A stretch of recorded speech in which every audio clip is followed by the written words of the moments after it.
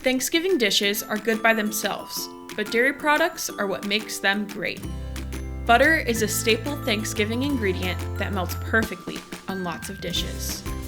Another way to add dairy to the table is by pairing whipped cream with a classic Thanksgiving dessert, pumpkin pie. Although most people buy their butter and whipped cream at the store, the products are pretty easy to make at home. To make butter at home, all you need is a mixer, 4 cups of heavy whipping cream, and a pinch of salt if you prefer salted butter.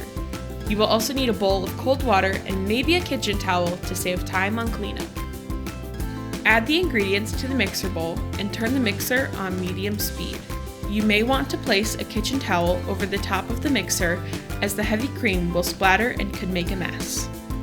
The heavy whipping cream will separate into buttermilk and butter once it has been in the mixer long enough. The buttermilk you can use for pancakes, biscuits, and many other goods. Take the butter out of the mixer attachment and dunk it into a cold bowl of water.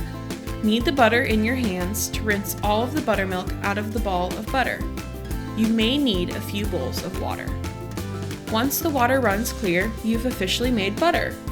You can store it in a butter bell with water on the counter or wrap the butter in wax paper and place it in an airtight container in the fridge until you are ready to use it.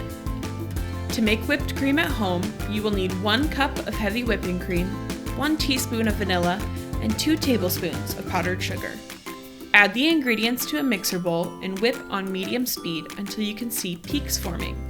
This usually takes about 3 to 4 minutes.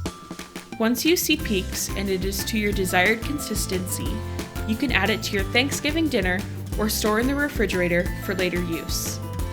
Next time you need butter or whipped cream, try making it at home.